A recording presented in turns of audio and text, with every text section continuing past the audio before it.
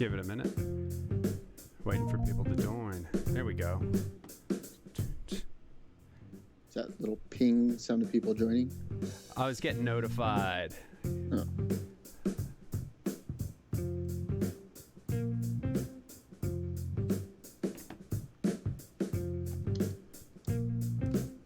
Give everybody a minute. No worries.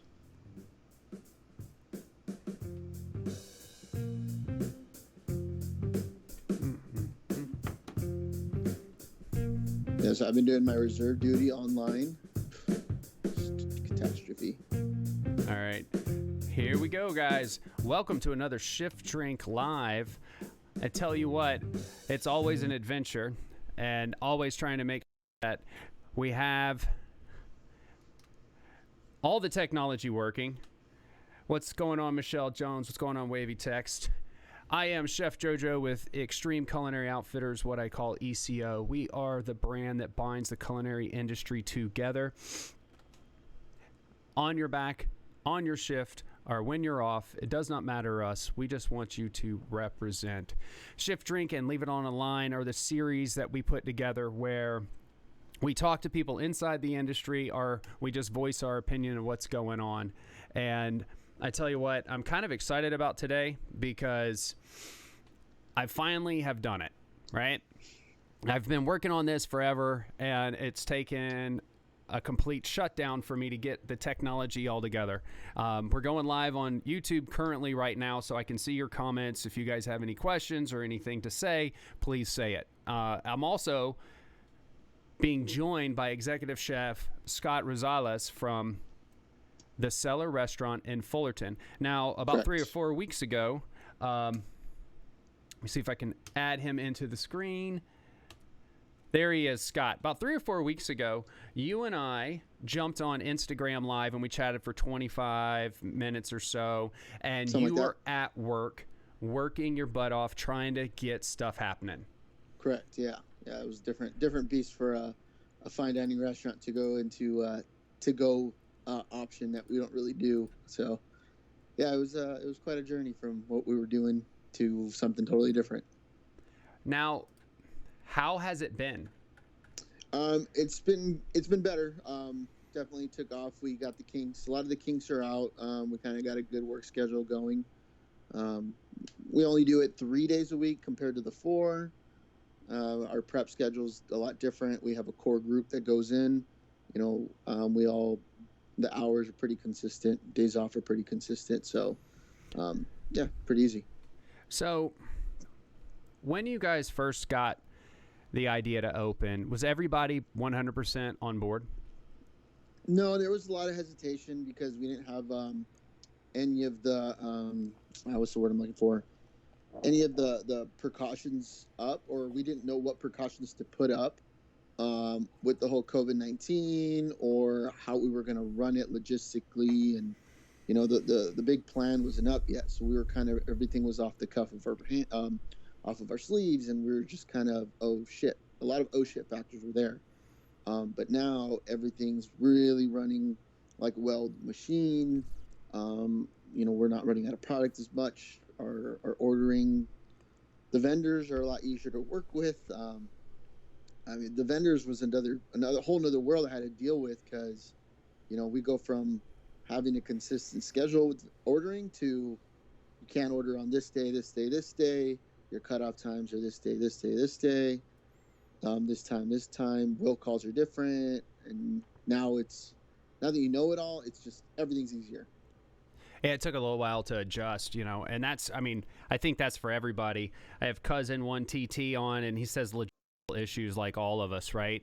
Yeah. Trying to figure it out was probably the tough part. How many days a week are you guys pumping out meals right now? We only do it Friday, Saturday, and Sunday. So we were doing a Thursday, and Thursday we just didn't have a whole lot of business. And then Friday's a little slower, but we turned that into a big prep day, kind of clean house day. Mm-hmm. And then Saturday, Sunday are the big money makers for us.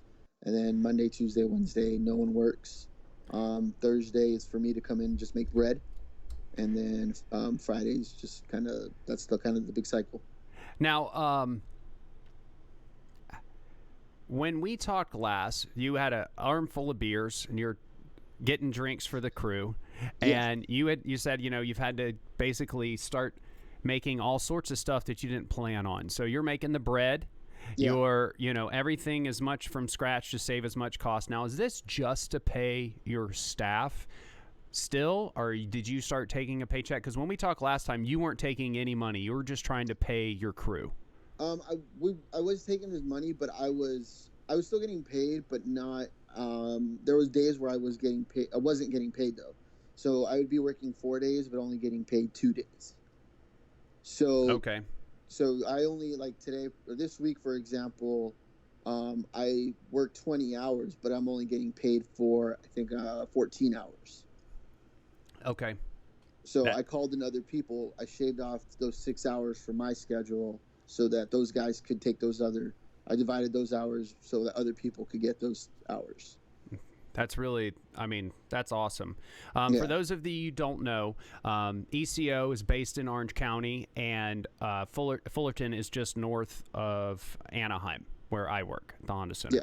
So Scott's one of the oldest restaurants in Fullerton, correct? I mean, it's got a little bit of a history, and if you guys ever get a chance and you're looking for things to watch, you can go to our Leave It on the Line series, and you can find Scott. We do an in-depth conversation. What's so funny about that is that the first time that Scott and I did a Leave It on the Line together, the entire file got corrupted. So it was probably 2.5 plus 3 hours.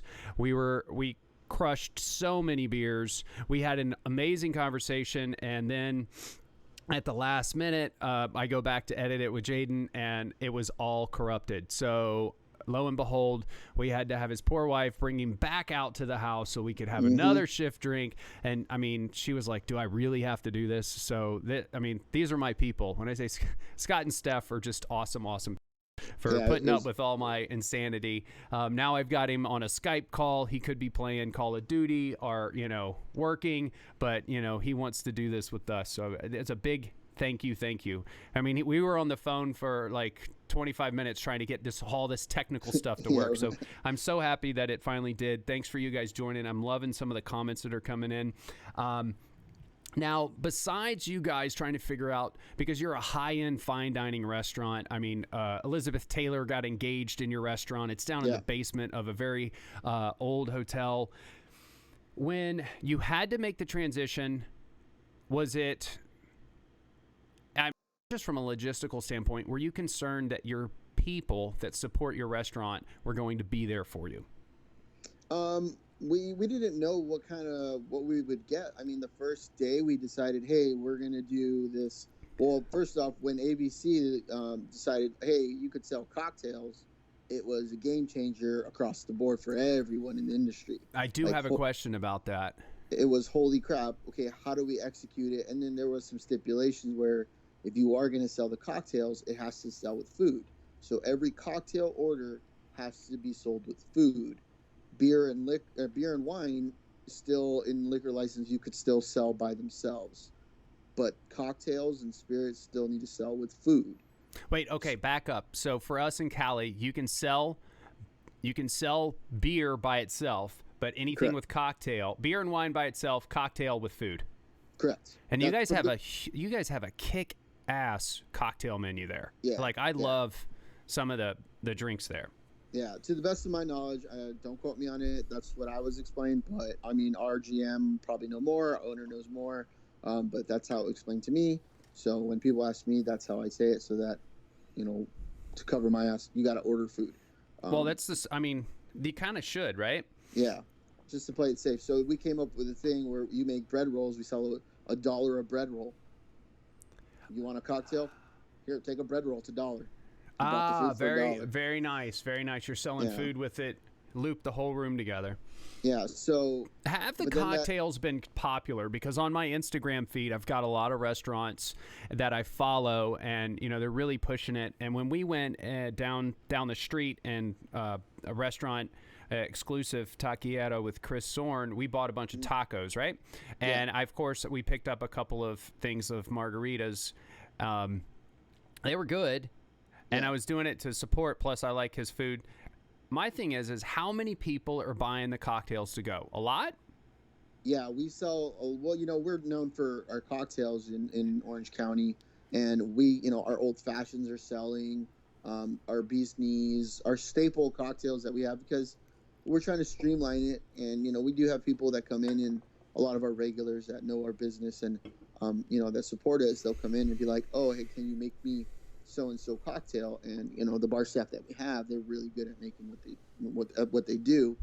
So yeah, we'll make it to go, and they'll go downstairs, they'll run down, make it really quick, put in a little jar. There you go. Enjoy your cocktail at home. I just had a quick question come in from Wavy Text, and he says, how long do you think it will take to get back, because this is one of my questions, so good job, Wavy Text, to full-ish restaurants? Also, as someone who has been laid off, furloughed, do you think a lot of us will have to work 2 jobs to meet old hours / pay? I think we probably should break it down and say, what's your gut tell you from a reopen standpoint for us in California? Now, Atlanta is going, from what I heard, Atlanta's opening next week, I think, and they're going to do haircuts, some restaurants, I think, and massage parlors. Why not? Everybody's looking for a back rub.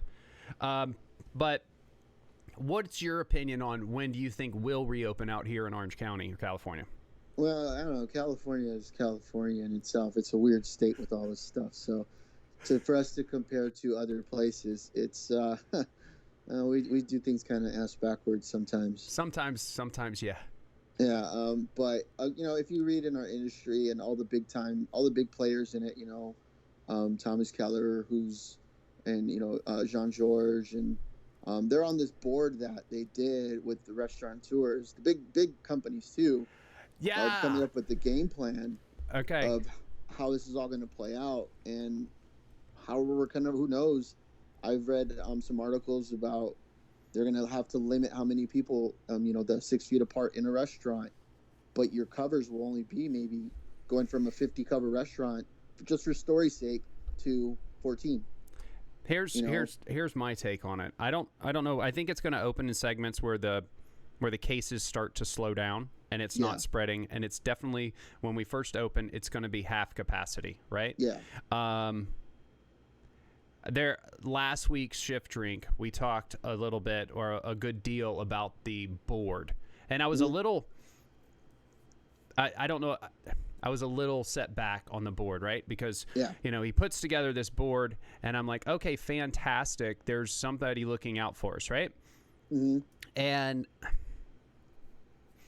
the first group I saw was Coca-Cola. Second group was like McDonald's, Yum, PepsiCo, Chick-fil-A. And I'm like, what the hell is going on right now? Who is going to speak up for the restaurants?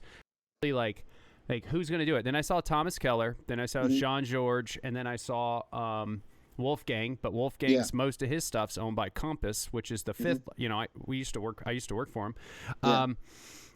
And I was like, all right, I don't know. Keller's got huge backers. I'm hoping that he still represents the small guy, right? Jean Georges, multiple restaurants. And then, so I shared the article, and then I think it was Grub Street, and we talked about it. Like, there was a hit piece where they just, like, totally railed Keller, Jean Georges, and Wolfgang. Like, this is just totally not a bailout. These chefs aren't going to look out for us. And I was, like, taken aback a little bit because I'm in the middle of reading Jean Georges' 12 Recipes of Life, which I recommend. But apparently he used to, like, there's something in the article that references him being an asshole and, like, striking, like, hitting people. But I don't know that. I haven't had time to research it because I've been trying to make our little, talk show work here. But I think in the next, when it happens, and I think we're at least 4 to 6 weeks before, 8 weeks before anything is made determined, like, for sure for me. Like, I think we're 4 weeks easy, 6 weeks in 8 weeks in California. Atlanta, if Atlanta opens early, I feel like when they get a bunch of cases, it's going to put everybody in, like, stop mode, and it'll just prolong this, right?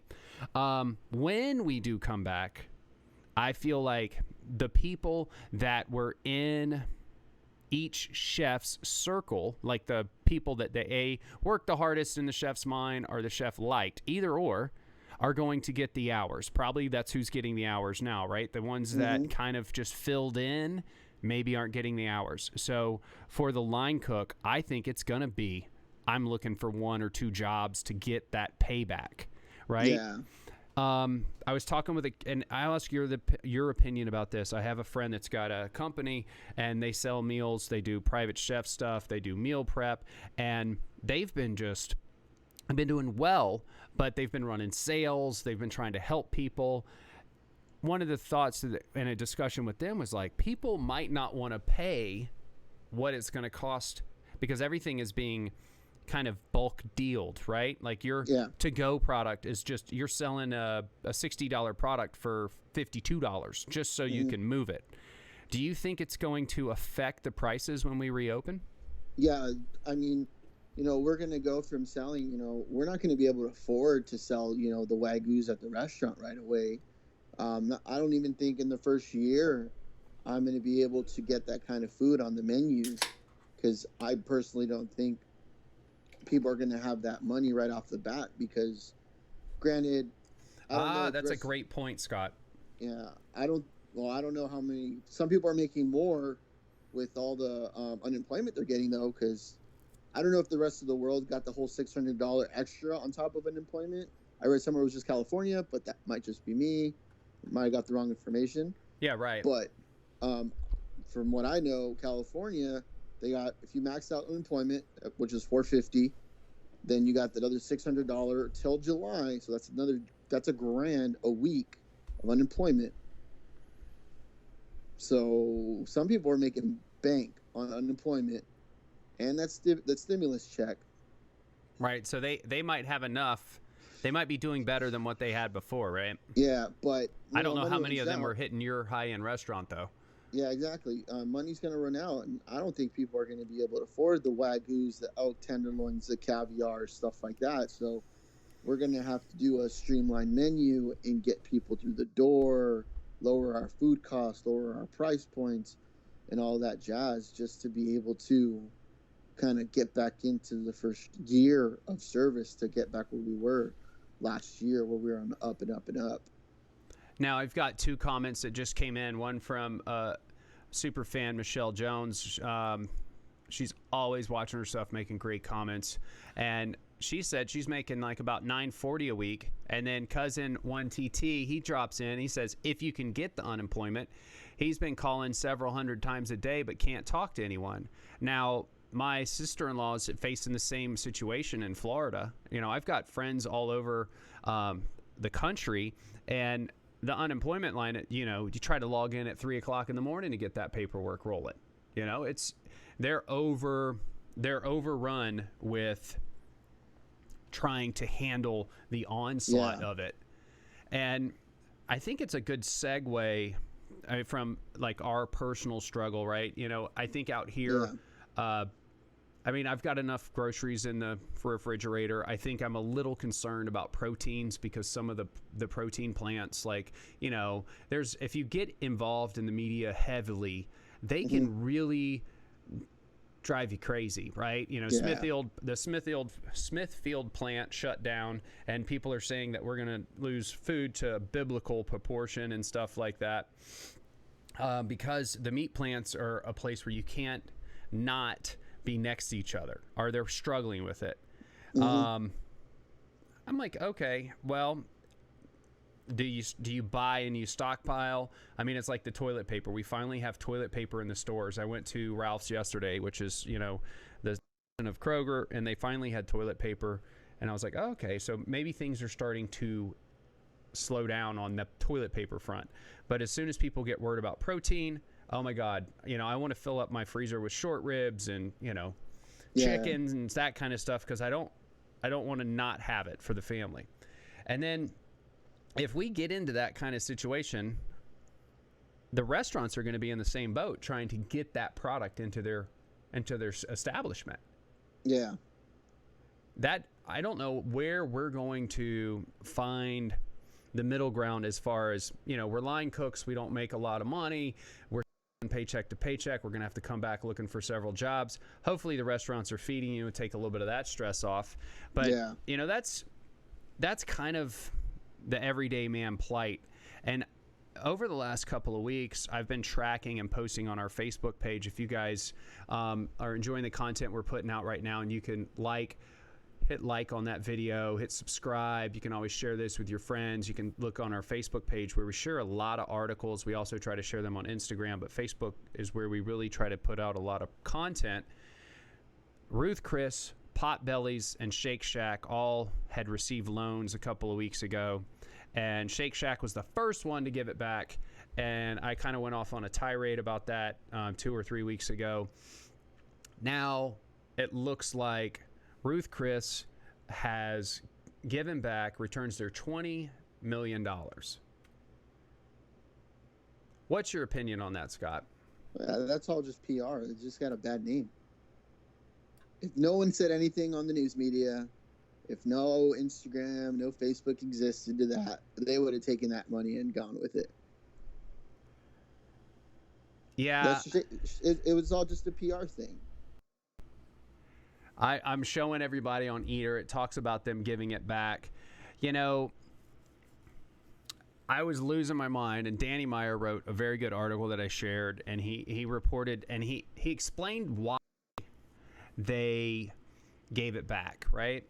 And he did a pretty good job. There were no rules that, like, we just filled it out to see what was happening, but this situation, I think, is very much, it explains a lot how the whole system works, right? Mm-hmm. Most restaurants do not have the accounting team that can crank out the numbers needed to fill out the proper paperwork and have the contacts with banks to make it happen quickly. Yep.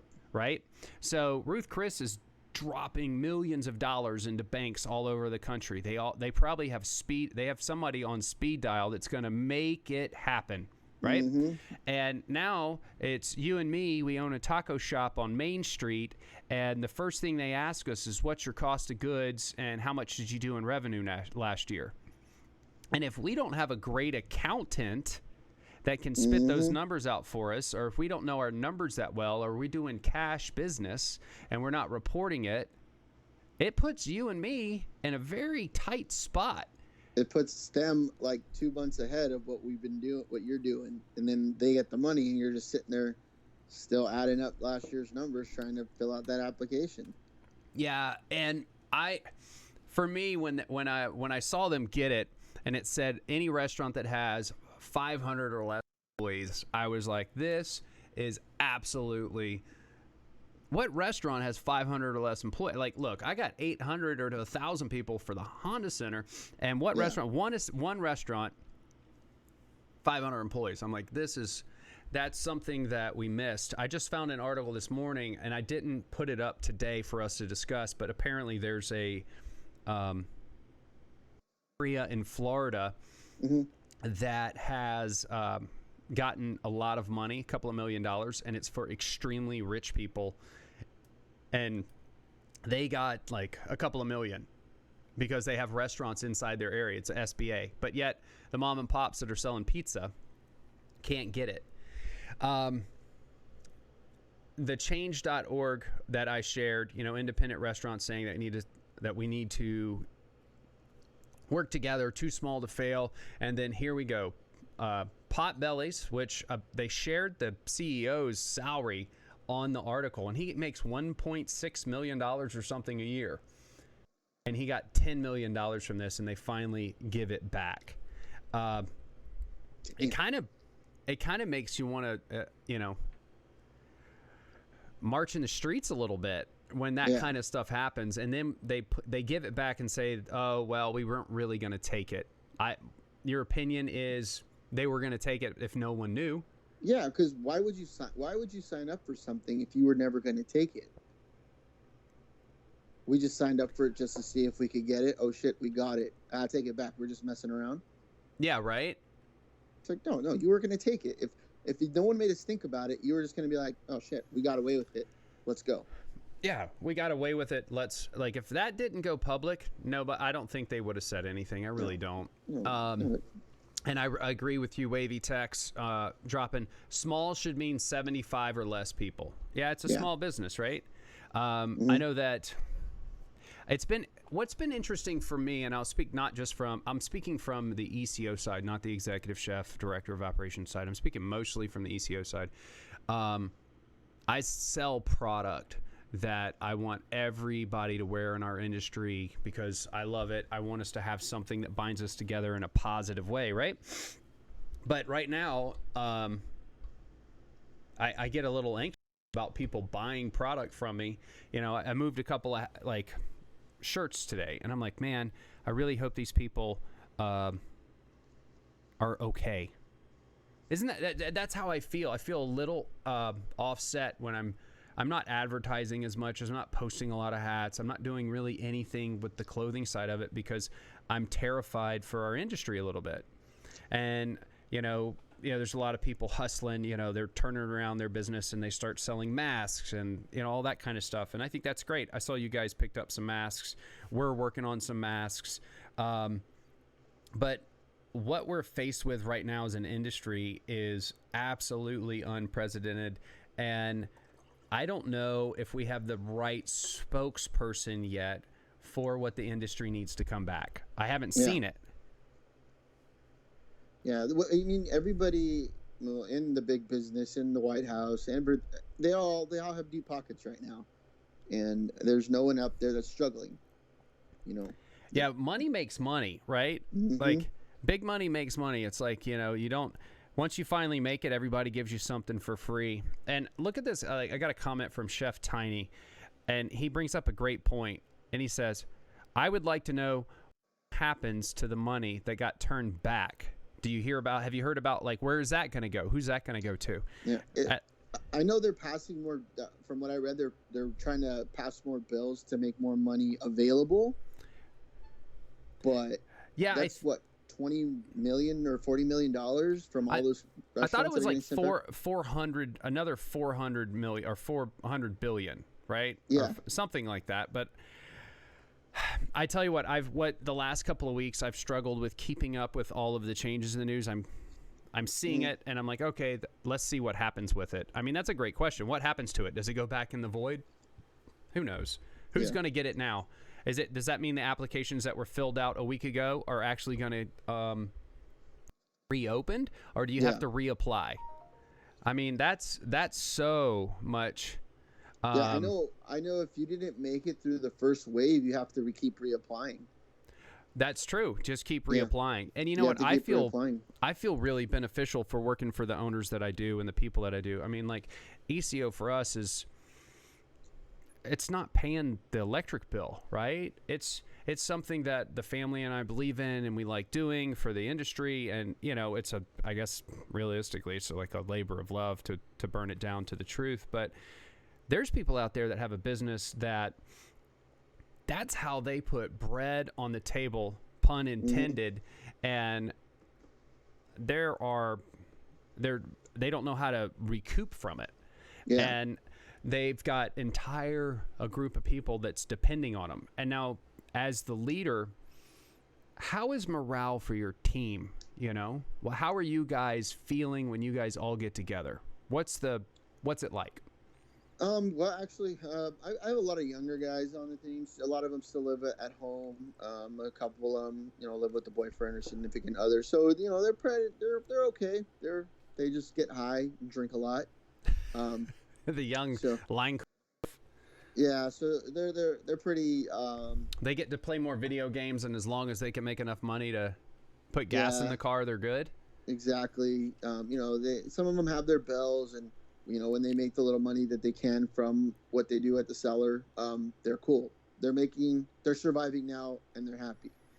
So when it slows down, how long we can keep this going, when we start seeing that kind of effect happen, then you're gonna see that morale kind of go down. But we'll see. Everyone's kind of cool right now. Everyone's happy. For me, it's been interesting because we have I spend a lot of time on this same setup that you see right now, and I'm in Zoom meetings or WebEx meetings or whatever you want to call them, video conference meetings, and we're all trying to plan for what the future holds, right? Mm-hmm. What does it mean? When we are going to reopen, What does that look like in your mind from a reopen standpoint? Honestly, I have no idea. Like we're a bar restaurant. You're used to, you go to a bar, you're sitting less than a foot away from somebody. Yeah, it's very intimate inside your restaurant for sure. And ours is like, it's not a speakeasy, but if you think of a speakeasy, it was never built as a speakeasy. It's built like a cave, so it's a very tight knit spot, and it's enclosed. There's no windows. It's in a basement. There's not a really good social distancing atmosphere in there. So it's going to be hard for us to really get that space away from somebody. And that's what our restaurant thrives upon, that kind of atmosphere, that bar, talking to people, and really being social with each other. So to do the complete opposite, yeah, for sure, in our restaurant is kind of hard. Yeah, our sister restaurant Hidalgo, we were looking at logistically and how the seats are. You can only fit 3 people at that bar if you're doing the social distancing. 3 people. That's you only need 1 bartender for that. Yep, 3 people at the bar. One cocktail waitress. Mm-hmm. Like or server. How in the hell, 3 people at your bar and your rent, it's. I was going through some research, and I read up north in the Sacramento area that they were going into kitchens and they were having them utilize social distancing. And I posted, you guys can go to the Instagram, I posted a video that was shared by someone, a restaurant group in Norway, and I think I pulled it for the chefs or another website. But these guys had tape on the line, and they were sliding across, and they were and it was just like, okay, that what's the line gonna look like? It's like everybody talks about how stressful kitchens are and how tight they are and how cramped they can become, and the kitchen, like your kitchen is that's why I'm so excited that we got to talk, because your kitchen is small, yeah, it's crammed into people, right now with 2 people we could do social distancing, because we have an island in the middle. That's our hotline, and that's what's dividing the distance between each other. And that's like 2 feet. That's as far as we could get from each other. Is 2 feet. Oh my goodness. That's the social distancing, unless we're clear across the other way, but we're not even in the kitchen anymore. So technically, we're not cooking. We're not cooking. We're not even cooking anymore. If we're social distancing in that kitchen, we're not even in the kitchen. One's in the walk-in and one's in the dish pit, basically. Yeah, I know that Orange County is not inspecting quite yet, but I know that they're working on it. And I think it's important, like the essential workers, right? Like restaurants are trying to stay afloat, and there's a lot of articles out there saying that it's putting our people at risk by going into work and trying to make and pay their bills. And it's concerning, because we want to work, right? And a little bit of my last episode has been talking about the free time, and I was alluding to that just a minute ago. It's like I spend a lot of time on the video calls and the conferencing, and then I go in a couple of days a week to make sure that we have managers walking the building, and I'm trying to make sure that we're keeping them busy, because we're planning on what the new future holds. And at our level, there's so many details, and you don't know what's coming. So you work a problem, you take it all the way in, and you bring it back. Work a problem, take it all the way in, and bring it back. And now, I think the point would be it's going to be different for everyone as they move forward. And there's a certain group of people that get to make those decisions. You have to make those decisions on how many people you're going to bring in. Yeah. And Wavy Text just threw anything and says, I guess I finally get to have my station clean without people touching my stuff. No one's going to complain about the AM crew anymore not prepping enough. Right? That is true. And let me digress, but what I've struggled with, and I'm interested to see how you've handled it, is now how are you handling the downtime? That, I mean, I've been, and the days are going by, and I have things like this that I try to keep engaged with or to keep my brain going, but I've really struggled, and I've focused on exercise for me to keep me from losing it, because like a shift drink is great, but there's only so much that there's only so many beers you can pound to erase the day. So how have you been dealing with the go, go, go, go, go, go, go, go, oh my God, what are we going to do? It's going to shut down. How are we going to take care of our people? And then now we figured it out, and then now you're home for 4 days. How has that been? Has it been a decompress, or what's going on in your world like that? Well, I started talking to my dad a little bit more, and he's a mechanic, so I have a 1956 Buick Special. So I've been fixing that up, putting more attention to that thing, so maybe I could get it running. Nice. That's one. Okay. Got into guns more, so I kind of blew a lot of my money buying weapons and ammo, which my wife Steph's not happy about, but I have some more guns in my house for sure. Yeah, and I have been starting to run more. We both are being a little bit more active physically, because trying to re-enlist in the Army, and I gotta be a lot less lazy and more in shape for it. Wait, so you're going back in? I'm trying to stay in for another 6 years to retire, so I said, why not? So, but you're in the National Guard right now? Reserves, yeah. Reserves. Okay. Yeah. I'm sorry, you're in the Army Reserves. Yeah. I got like 8 more months left, so. So then you're going to enlist full-time, and then what would that do for? I'll re-enlist, no, just to stay in the reserves. Ah, okay. Yeah, sorry, I don't understand the system as well as I probably should. Yeah, I'll still do the 1 week in a month. Like right now, I'm doing a virtual drill, so that's why I still could have my beard. And right now my phone is blowing up with messages and by my commander and all this other stuff that's going weird, and I don't understand any of it.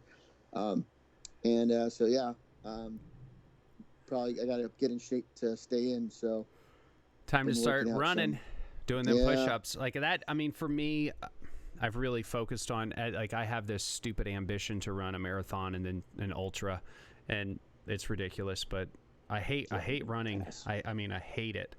Well, yeah, no. I can't stand it. I've seen your personal gram, and you're doing your trail runs, and I'm like, dude, you're savage. I've done marathons and Tough Mudders and full marathons before, and man, I was like, nope, I'm good. I'm done with that part. Yeah, I mean, I've never run a full, and my goal, I've been playing with it. I've got some ideas. I'll talk to you offline about like what the full needs to be, and then worst decision I've ever done. Yeah, that's what people say, but first I hate it so much that it makes me like it, and I look for that. I like going to the pain cave a little bit, and it allows me to realize that, some problems can be boiled down pretty simply. I love the simplicity of it, and it kind of applies to the way that we work in the kitchens, right? You can only do what you can do, and then when you stop doing it, there's no momentum, and you can't move forward. Yeah, you got to enjoy the suck of it, and I've been trying to really focus on that, so that's my message a lot. For those of you watching, you guys can request to follow me on Chef Jojo Doyle, where I'm like trying to I guess better myself. I don't want to post so much of that stuff on ECO, but I really like how challenging it is, and I want us to find outlets. It's been an interesting transition, because everybody, like Michelle just said, I went from a 15-hour day to going crazy. Now you're just prepping for your diet and for your dog, right? It's just like that. Everything's gone, and for us, we thrive on the crazy. We thrive on that ticket machine, and my one of my managers posted not too long ago. He's like the ticket machine, how much he misses the sound, and that used to be your nightmares. I miss that crazy sound, and there's a lot of people are like, yeah, man, that thing is, I miss it too, right? Like we miss the rush. How are we going to find the rush? I go into work and I turned it off. I was like, I don't want to hear this until we open up for good. Right? You don't want to tease. You want to know when it's real. Nope, because they still have to ring in the checks and stuff to get it in the computer. And no, this is turning off until we're open. Well, this is not going to be turned on until we're good. I tell you what, I love that you said that, because you're drawing a line in the sand to allowing you're saying this is not what we're going to accept. The ticket machine, we're going to turn that off. When we're back and open and we've got guests in our building, or I say building, but in our space, that's when the machine comes on. And I think it's smart that you do that for yourself and for your crew, because it shows them that, you know, something to work towards. So I really do. Yeah. I do like that a lot. Dude, we've been rapping for quite a minute now, getting after it. I don't have the timer, so that's all. Yeah, no, I love it. I'm curious now. You guys, as a business, have you filled out all the applications for the SBA and stuff like that. Any word on that? Are any of our viewers, any of your restaurants gotten a loan or anything to help pay off or help support your staff? Yeah, well, I'm not really privy to any of that because I'm not the owner. I'm just the chef of the restaurant. I know kind of the gist of what the loan is or what the future is if we were to get it, stuff like that.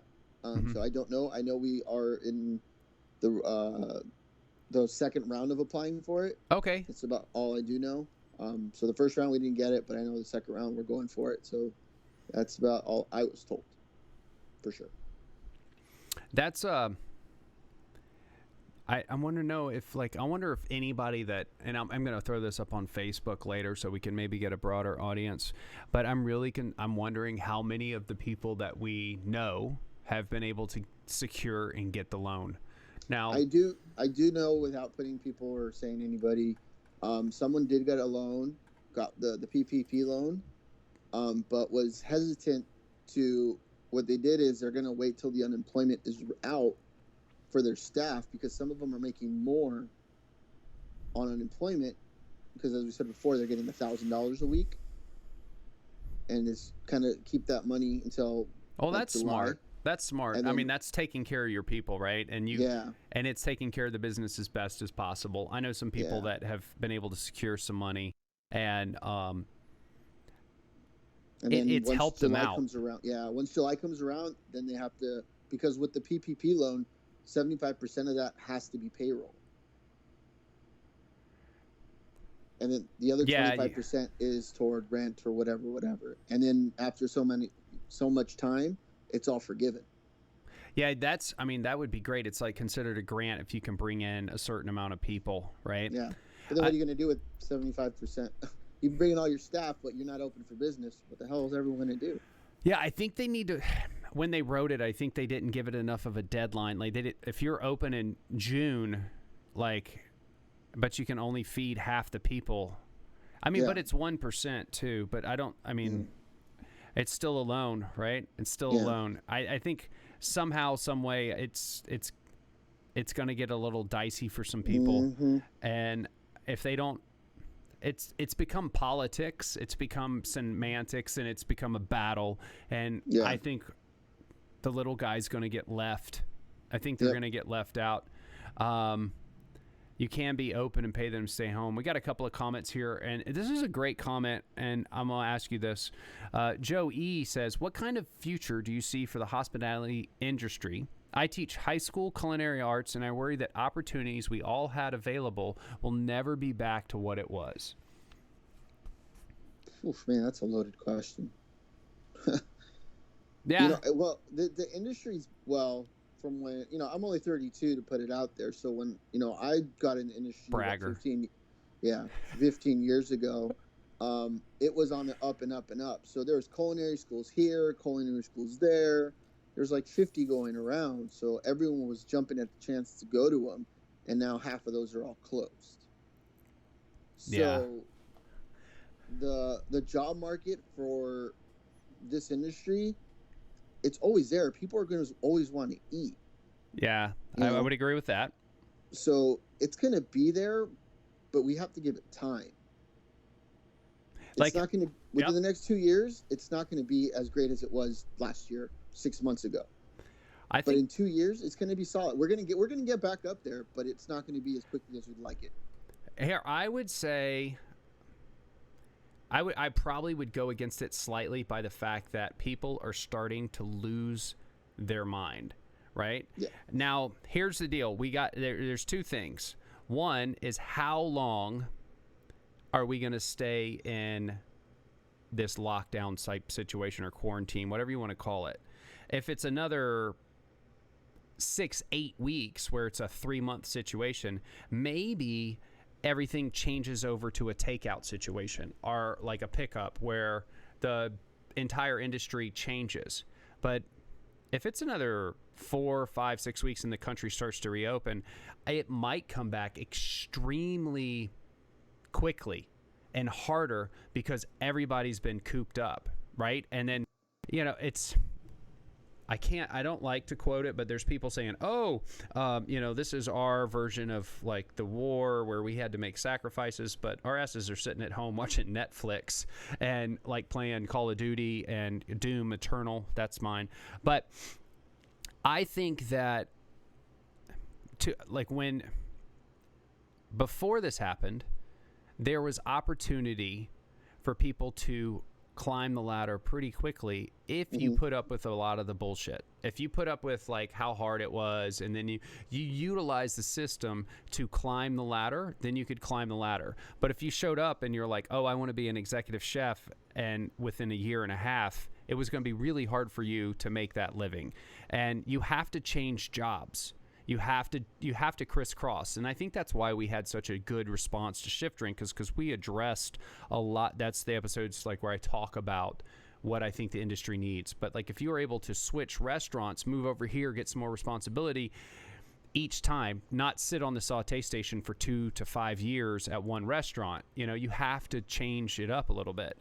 I think when it comes back, people are going to, be sitting at home cooking all the time at their house.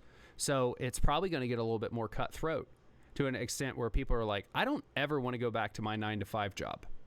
It sucked. I hated it. I've been home. I've been cooking. I love to cook. So there might be this huge wave of people jumping on the culinary bandwagon because what are they doing at home? They're making bread. They're making pastries, and they're like, I don't ever want to do something I don't want to love to do anymore. So maybe it brings people into the industry that want to do the work. Wavy Tech says, I feel like the industry could be a lot more cutthroat than it used to be. I'm going to tell you right now, I feel like it's going to be a lot of people are going to, there's going to be less jobs, more people that have the skill. So you better bring your A game for the job. Yeah. But then to go against what you said, these people that were the at-home chefs that all of a sudden they don't want to go back to their 9-to-5s, that I'm now a at-home master chef, that I bought the master class from Thomas Keller and Gordon Ramsay's, and I could make my own pasta at home. I'm now on the hotline in a 115-degree kitchen. This is not masterclass. with 2 burners that don't work, and I'm trying to make 5 dishes, all the menu for whatever it is. Oh yeah, and the chef's yelling at you. Yeah, and you fuck it up, and you have to make them all over again. Oh shit, maybe I got to rethink my life. No, there's, and I think it's probably not going to be like the early 90s, the late 90s, where everybody was jumping into culinary school, but I do think that people are going to say, oh my God, I really love making my own food. Yeah. I could do this for a living. And I think the at-home service is going to kick off. Like the meal preps, like being personal chefs. There's going to be so many people that want to do it for a living. Like my sous chef, Olivia, Hippie Gypsy, she started making cheesecakes, turned some cash on the side. Man, her overhead is like $3 a cheesecake. But she's killing it. Yeah. She's killing it. I did her food cost for her and everything. And I'm like, what in the shit? You are making bank off this. What the fuck? Well, I mean, first off, yeah, she's selling it on the side. I mean, there's she doesn't have a hood.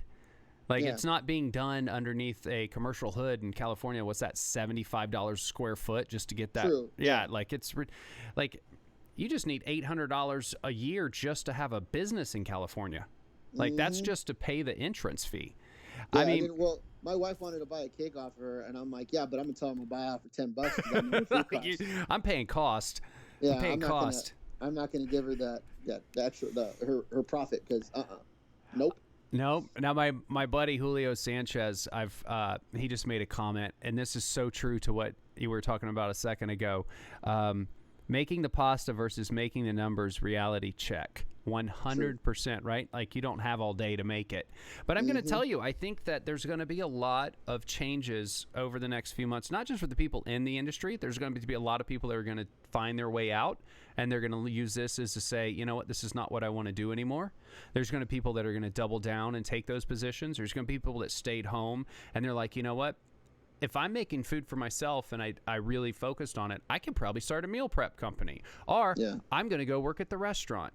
And I mean, Julio and I, dude, we've done some crazy events together. And what got you through is trying to beat the insanity. That was what made the difference between you and the guy next to you, is like, you could put up with it longer, or the girl next to you, right? Like, whoever could take the heat did well in the kitchen. Yeah. I think that it's not going to come back. If it comes back really hard, it might spread out. Like, if the wave crashes over several restaurants, maybe more will survive, right? Yeah. Because if everybody is released and they can go out, I know that, dude, birthday parties, for Christ's sake, are getting drive-bys where like 25, 30 cars are driving by the house and just honking the horn. You don't think that people need service? You don't think that people want to connect with human beings? Like, I think that the business is going to get hit hard. I think once the doors open, everyone's going to want to go out and spend some money. But how much money? We don't know. Nope. I think it's like, I heard this statement once, is like, if the sun stops shining for a long time and you have to switch over to flashlights to provide light, and then all of a sudden one day the sun comes back, how long are you going to carry a flashlight? Yeah. We have to trust, right? There's going to be a lot of restaurants that don't make it through, right? Because they just and they're going to do GoFundMes. They're going to do whatever they can to stay alive. And then there's going to be owners that were right on the brink that you had to race to the bank to cash your check, that aren't going to have, they're not going to have enough to make it. So there's going to be people that have been sitting at home that are stockpiled, that have a savings and that didn't dip into it. And they're going to be like, oh shit, there's 37 restaurants in my town that are now up for rent. Maybe I should jump on the board. So it's going to be like, Joe's dropping all sorts of knowledge right now. He's worried about like mass crowds until there's a vaccine. What is it going to be like? Earliest time is till next year. Absolutely. Yeah. But I think that there's a large population of people that might they might not care. As long as it's open, they'll just be like, whatever.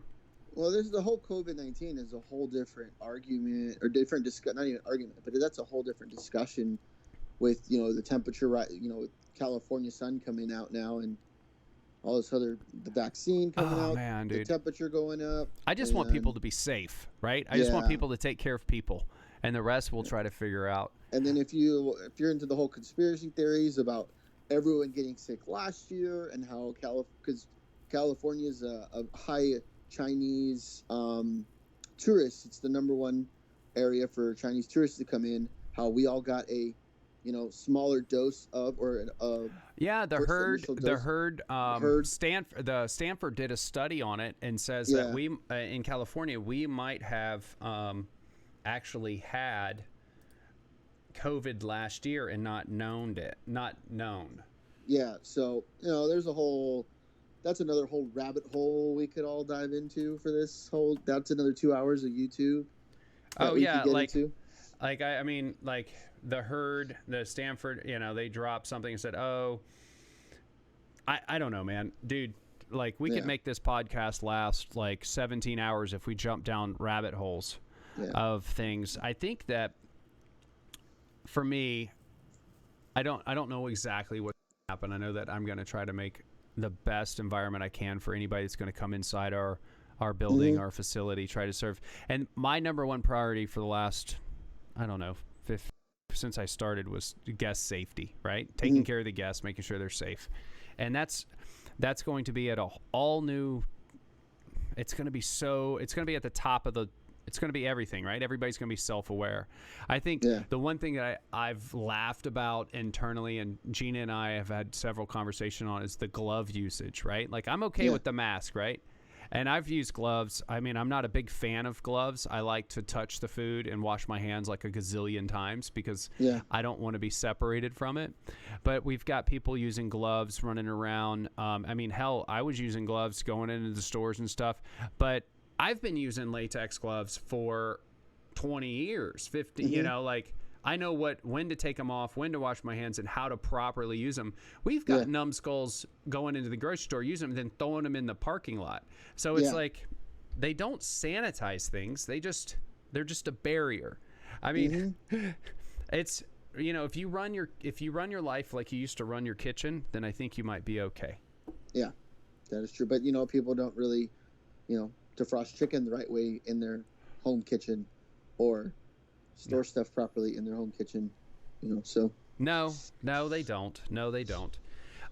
Dude, I cannot express enough gratitude for you jumping on with chatting with me today.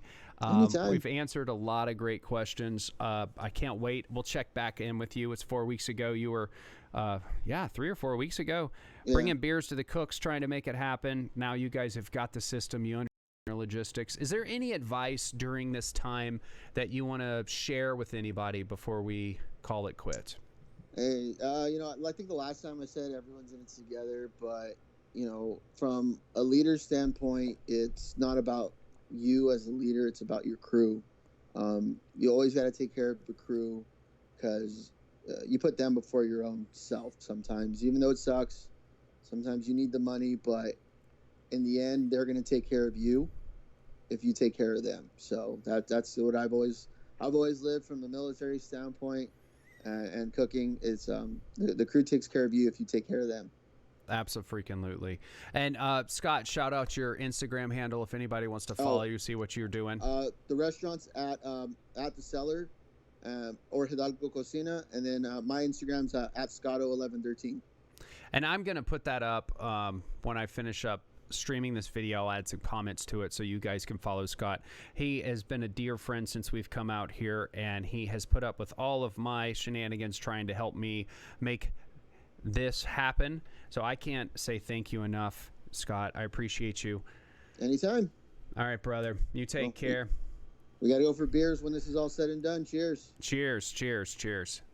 Oh, wait, hold on. I'll cheers with you, and then we can all see it. It's 4. Yep. Cheers, brother. I'm almost out. I'm there. I'm getting there. Getting there? Yeah. All right, brother. Have a good one. Yeah, take it easy, man. All right, guys. Listen, that was a fantastic call with Scott. I really can't thank him enough to sit on and just kind of keep us updated with what's going on. Listen, if you like these videos, if you have questions or comments or concerns, things that you want us to address, I mean, we dove into Potbelly's giving back the money. We talked about how his crew's holding together. I'd love to hear anything that you guys need. You can always DM us. You can follow us on Instagram, Facebook, YouTube. Hit the bell below and you'll get notified hopefully quickly when we go live. We're going to try to do a lot more of these if possible. I appreciate all of you that have commented today, and if you can share this with your friends, just do that so we can spread the word of like sticking together. Too small to fail. ECO is the brand that binds us together in our industry in all times. So as always, I'm Chef JoJo. Until next time, cheers.